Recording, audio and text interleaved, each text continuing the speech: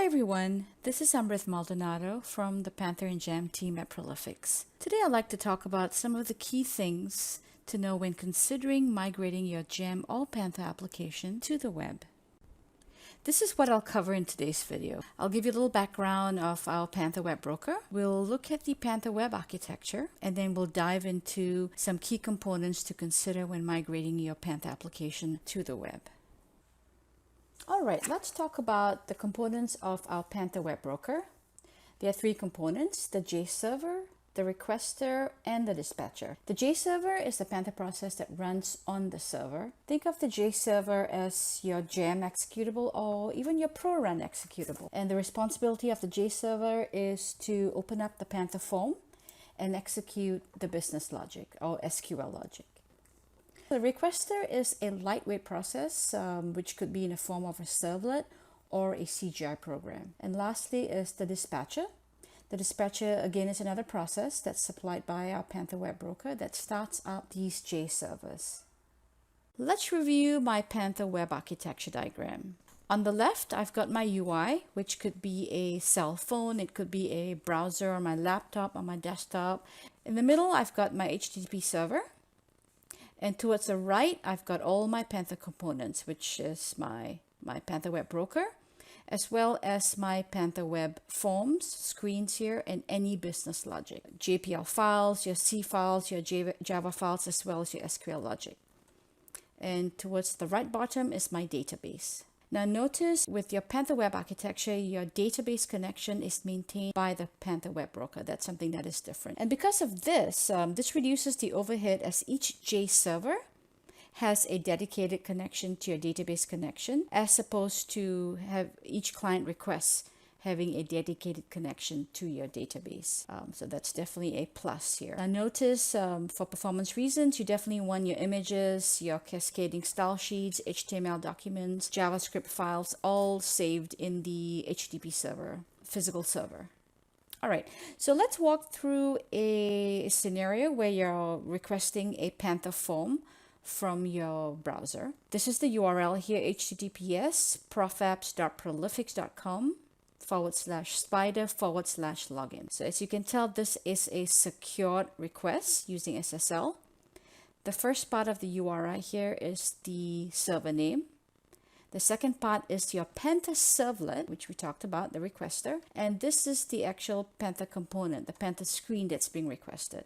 All right, so once you've entered the URL into the browser, it gets passed to the HTTP server, and the HTTP server, it requests the form from the JServer. The responsibility of the JServer, as I previously discussed, is to open up the form and process any of the logic, JPL, C, Java, SQL, whatever needs to be done.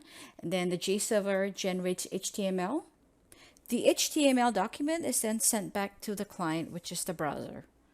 These are some key factors to consider when migrating your application from a client-server application to the web, like application security. How would you secure your Panther Web application? HTML templates, validating data in your fields, navigating through your Panther Web application, persisting data in your Panther Web application, and lastly, handling messages. Securing your Panther Web application. There are many recommended security guidelines for the software that you'll be using for your Panther Web application that are outside Panther, so you'll definitely need to adhere to those rules. But as far as your Panther application, yes, it does support SSL protocol. The HTML that Panther Web generates does not automatically make use of your third-party JavaScript and style sheet packages. In order to achieve those capabilities, you will want to embed custom generated HTML or data within these Panther templates. Handling field validation is quite different in a web application compared to a client-server application. Now, the ultimate goal here is to lessen your trips back to the JServer. So there are typically two approaches to handling validating fields. The first is to call the field level validations whenever the user submits the form by pressing a push button. Or you could also use browser hook functions written in JavaScript. Navigating your Panther Web application. Now your client-server menus will need to be reworked.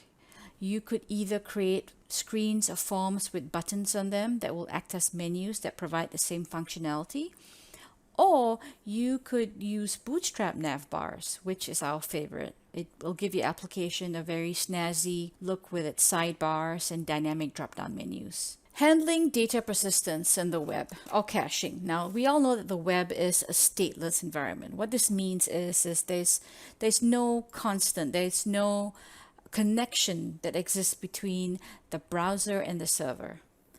Therefore, your application state is lost from one form to the next. Where does this data go? Well, guess what? Panther Web Architecture automatically handles this issue as it caches your bundles, your transaction manager state, as well as your global variables. All of this is stored in something called server-side cache. And every instance of every form has its own cache. Handling messages that come from your JPL messagey message, your SM message box, as well as your database error handlers, those messages will have to be replaced by JavaScript pop-up windows or alert boxes. What I've covered today are considerations for a successful migration of your Panther or Gem application to the web. Now, I did not go into depth, but if you like to sit down with us, have us take a look at some of your sample Panther or Gem screens, we will be more than happy to do that. Just go ahead and contact us at the email up above, support@prolifics.com. Again, thank you for watching our video. If you like the video, please press the like button. If you're viewing our content for the first time, please press subscribe. And if you have any queries, either post them in the comment section or email us at support@prolifics.com.